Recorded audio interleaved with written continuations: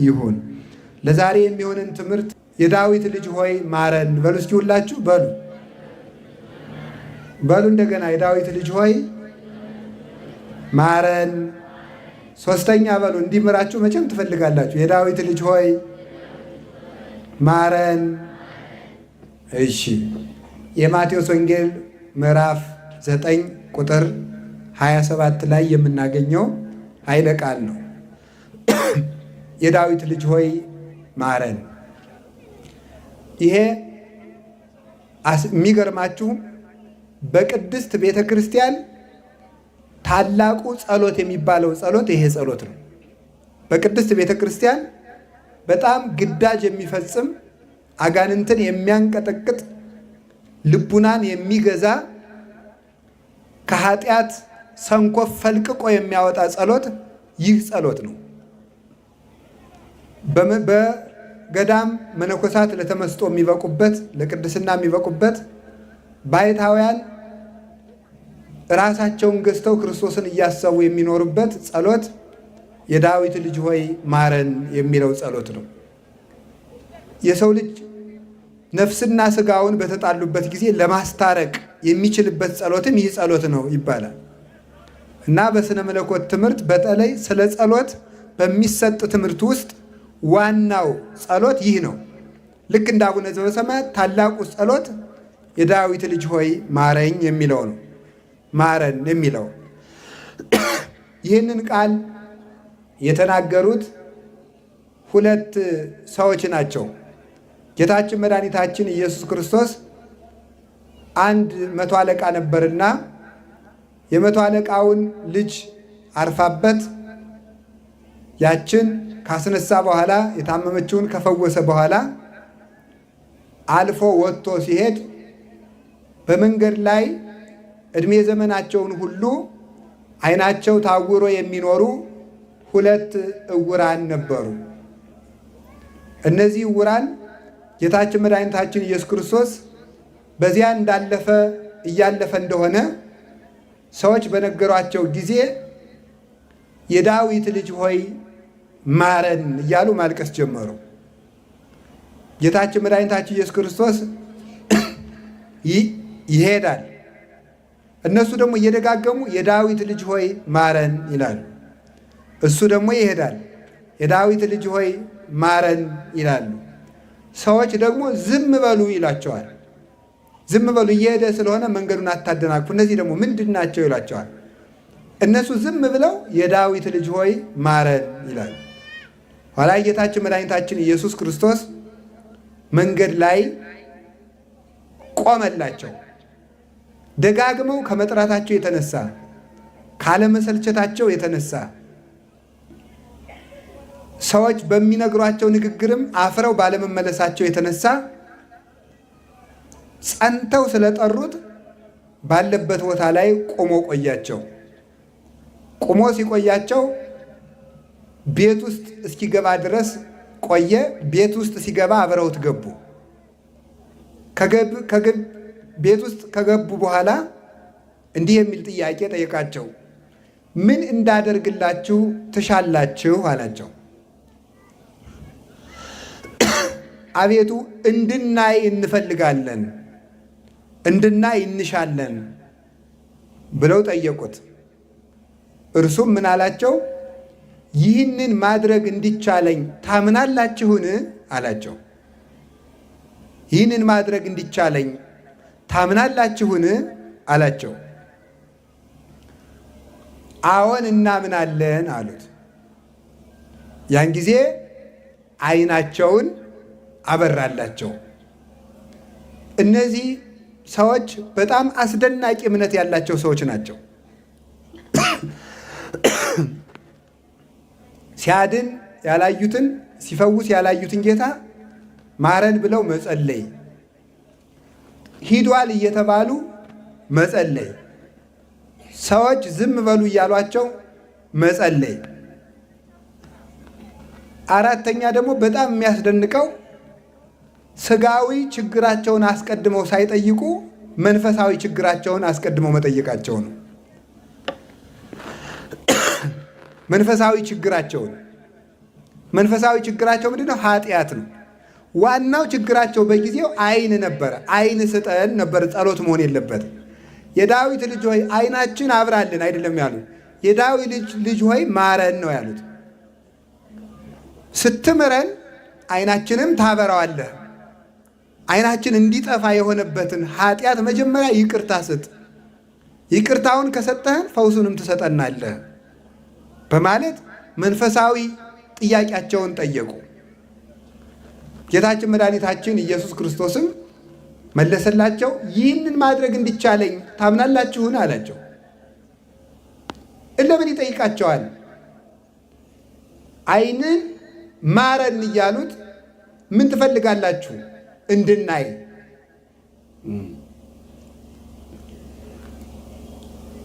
ይህን ማድረግ እንዲቻለኝ ታምናላችሁን? ጥያቄው ግራ የሚያጋባ ይመስላል። ምን ማለት ነው? እሱ መጀመሪያ እነሱ ዓይናችንን አብራልን ብለው ሲጠይቁት ዓይናችንን ማብራት ትችላለህ ማለታቸው ነው። ትችላለህ ካሉት ማድረግ እንዲቻለኝ ታምናላችሁ ብሎ ለምን ይጠይቃቸዋል ሲባል በምን ሊቃውንቱ ምን ይላሉ? በእምነት ምክንያት ዓይን ይበራል እንጂ ጤና ይገኛል እንጂ በጤና ምክንያት እምነት አይገኝም ይላሉ። በደንብ አድርጋችሁ ስሙኝ። በእምነት ምክንያት ጤና ሊገኝ ይችላል እንጂ በጤና ምክንያት እምነት ሊገኝ አይችልም ይላሉ። ስለዚህ ክርስቶስ መጀመሪያ የምናስቀደመ እምነትን አስቀደመላቸው። ካመናችሁ ዘንድ ጤና ይኖራችኋል እንጂ ጤና ሰጥቼ ልታምኑኝ አትችሉም ማለቱ ነው። ይህ ምን ማለት ነው? የምንፈልገውን ነገር አሟላልንና እንመንህ ብትሉኝ አላደርገውም፣ ሳትጠራጠሩ አምናችሁኝ የምትፈልጉትን አደርጋለሁ እንጂ ነው። አሁን የብዙዎቻችን ጥያቄ ይሄ ነው። መጀመሪያ ጥያቄያችን አስመልሰን ከዚያ በኋላ እግዚአብሔር ማመን እንፈልጋለን። እግዚአብሔር ደግሞ መጀመሪያ አመኑኝና ኋላ ሰጣችኋለሁ ነው ጥያቄው ማለት ነው።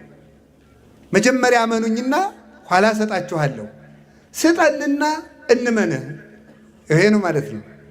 ያለዚያ አላምንህም ማለት እኮ ነው። አረጋግጬ ነው ማምንህ።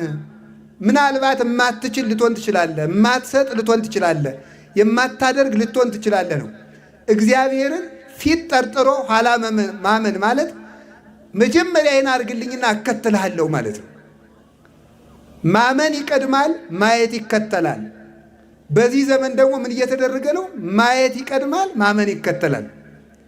ለዚህ ምክንያት ነው እምነቱ ትክክል የማይሆነው እና ከቤተ ክርስቲያን እየፈለስን የምንወጣው ለዚህ ነው። ክርስቶስ መጀመሪያ አሳምኖ ጤና ሰጠ እንጂ መጀመሪያ ጤና ሰጥቶ አላሳመናቸውም።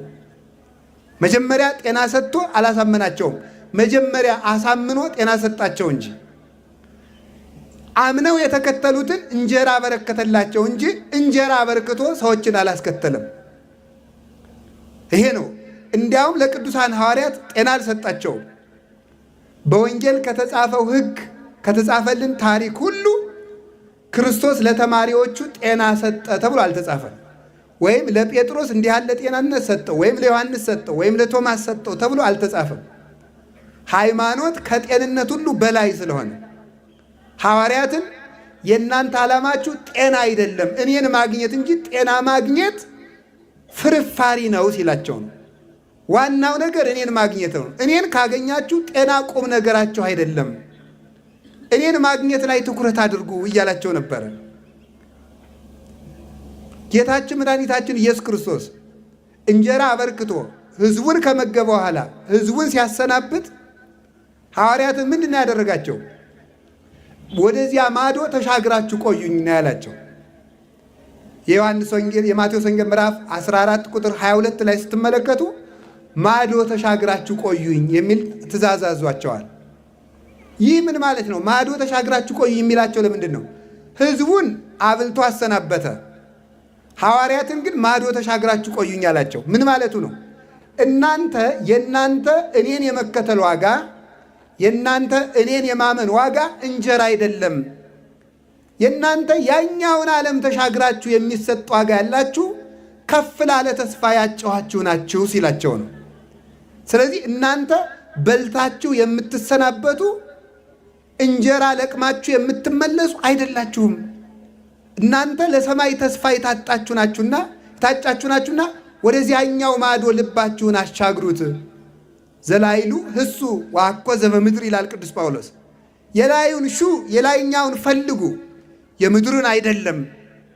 ስለዚህ ለሐዋርያት ጤና ዓላማቸው እንዳይሆን አደረገ። እንጀራ ዓላማቸው እንዳይሆን አደረገ። በሌላ ጊዜስ ምን አደረጋቸው? ደግሞ ገንዘብ ዓላማቸው እንዳይሆን ደግሞ ምን አደረጋቸው? ኢትንስኡ ኢታጥርዩ ወርቀ ወብሩረ ማቴዎስ ምዕራፍ 10 ላይ ወይ መስነቅተ የስንቅ አቅማድ አትያዙ፣ ወርቅና ብርም አትያዙ። ኢ በትረ ውሻ የምትከለክሉበት አውሬ የምታባረሩበት በትርም አትያዙ። ወይ አሳይነ ጫማም አትያዙ አላቸው። ተመልከቱ። ለምንድን ነው እንደዚህ ያላቸው? ደግሞ የወርቁን ጌታ ፈልጋችሁ ከወጣችሁ ወርቅን ዓላማ አድርጋችሁ ሃይማኖት ሊኖራችሁ አይገባም። እኔን ዓላማ አድርጋችሁ ውጡና ዓለሙን ትገዙታላችሁ እንጂ ወርቅን ዓላማ አድርጋችሁ ወጥታችሁ እኔን መከተል አትችሉም። እኔን ስለተከተላችሁ ወርቅ ልታገኙ ትችላላችሁ እንጂ ወርቅ ፈልጋችሁ ስለተከተላችሁኝ ግን ወርቅ ልታገኙ አትችሉም። የክርስትና ቀመር ማለት ይሄ ነው። ይሰማችኋል አይደል? እንደምትሰሙኝ እርግጠኛ ነኝ። እኔን ክርስቶስ ያለን ነው። እኔን ፈልጋችሁ ስለመጣችሁ ወርቅ ልታገኙ ትችላላችሁ። እኔን የተከተላችሁኝ ግን ወርቅ እንድታገኙ ከሆነ ግን አታገኙም ነው የሚለው። ስለዚህ ዮሐንስ አፈወርቅ ምን ይላል? አይ የወርቁ ጌታ ከእናንተ ጋር እያለው ወርቅ ለምናችሁ? የጫማው ፈጣሪ አብሬያችሁ እያለው ጫማ ለምናችሁ? እንጨትን የፈጠርኩት አምላክ ከእናንተ ጋር እያለው ውሻ የምትከለክሉበት በትር ለምናችሁ? ስለዚህ አንዲት ቅል ቋንቁራ ሳያንጠለጥሉ ክርስቶስን ገንዘብ አድርገው ወጡ። ክርስቶስን እንጀራ አድርገው ወጡ። ክርስቶስን ጤና አድርገው ወጡ። ክርስቶስን ኃይል አድርገው ወጡ። እንዲያውም በጣም የሚያስደንቃችሁ በትር ሰይፍ አይደለም፣ በትር አትያዙ አላቸው። ኃይላችሁ እኔ ነኝ ሲላቸው፣ ዳግመኛም ደግሞ የክርስቲያን ሃይማኖት በሰይፍና በዱላ በጦር የተስፋፋ ሃይማኖት ነው እንዳይባል በትር እንኳን እንዳትይዙ አላቸው። በኃይለ መንፈስ ቅዱስ የሰፋ ሃይማኖት እንጂ በመግደል የሰፋ ሃይማኖት አይደለም ሲላቸው ነው። በትር እንዳትይዙ አላቸው። በቅድስና የሰፋ ሃይማኖት፣ በንግግር ችሎታ የተስፋፋ እምነት እንዳይባል የመረጣቸው ደቀ መዛሙርቱ ንግግር እንኳን አሳክተው የማይችሉ የገጠር እስራኤላውያን ናቸው። የገጠር እስራኤላውያን እነ ቅዱስ ጴጥሮስ ንግግር የማይችሉ ገጠሬ ማለት ነው።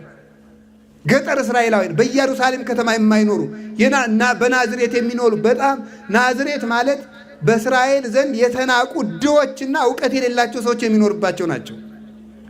በንግግር ለዚህ ነው በንግግር ማባበልና ማሳመር የመጣንባችሁ አይደለም የሚለው ቅዱስ ጳውሎስ። የግሪክን ፍልስፍና የተማሩ ንግግር አሳማሪዎች ስለተናገሩ ነው እንዳይባል ንግግር የማይችሉ በኃይልና በመግደል ክርስትና ሰፋ እንዳይባል ደቀ መዛሙርቱን በትር እንኳን እንዳይኖራቸው አላቸው። ገንዘብ ያላቸው ሰዎች ስለሰበኩት ተስፋፋ እንዳይባል አንዲት ሳንቲም እንኳን እንዳታንጠለጥሉ አላቸው። ሕዝቡን እህል እየመገቡ ነው እምነቱን ያስፋፉት እንዳይባል ለራሳችሁ እንኳን ከረጢት እንዳትይዙ አላቸው። ጌጥ እያለበሱ ልብስ እየሰጡ እየለገሱ አስፋፉት እንዳይባል ለራሳቸው እንኳን ጫማ እንዳታደርጉ አላቸው። ስለዚህ 12 የተናቁ ገበሬዎችን በተንና አንዲት የስንዴ ቅንጣት ባህር ውስጥ እርሻ ውስጥ ወድቃ ፈርሳ በስብሳ 30፣ 60፣ 100 ፍሬ አፍርታ እንድትነሳ እነዚህን በተናቸው። እነዚህ በመንፈስ ቅዱስ እርሾ ሆነው ዓለምን በሙሉ አጣፍጠው ጨው አድርገው አስፋፉት። የሰናፍጭ ቅንጣት ትንሽ ሆና ተዘርታ ትልቅ ዛፍ እንደምትሆን በቅርንጫፎቿም ወፎችን እንደምታስጠልል ሁሉ ራሱ እንደተናገረ መጀመሪያ ስትዘራ ትንሽ እንደምትሆን ወንጌልን በክብር በተናቁ፣ በእውቀት በተናቁ፣ በሀብት በተናቁ፣ በጉልበት በተናቁ 12 ደቀ መዛሙርት ዘራትና እነሱ የስብከትና የምስጢር የሃይማኖትን ቅርንጫፍ አወጡና ምን አደረጉ? ከነሱ ደግሞ ትርጓሜን የሚያመሰጥሩ በሕይወት የሚኖሩ ሊቃውንት በቀሉና ከነዚያ ወፎች ምዕመናን በሰናፍጭ ዛፍ ላይ እንደሚጠጉ ምዕመናን ደግሞ በሊቃውንት ትምህርት ተጠግተው እንዲኖሩ ይህንን አደረገ። ክርስቶስ እምነትን አስቀደመ፣ ጸጋን ሰጠ።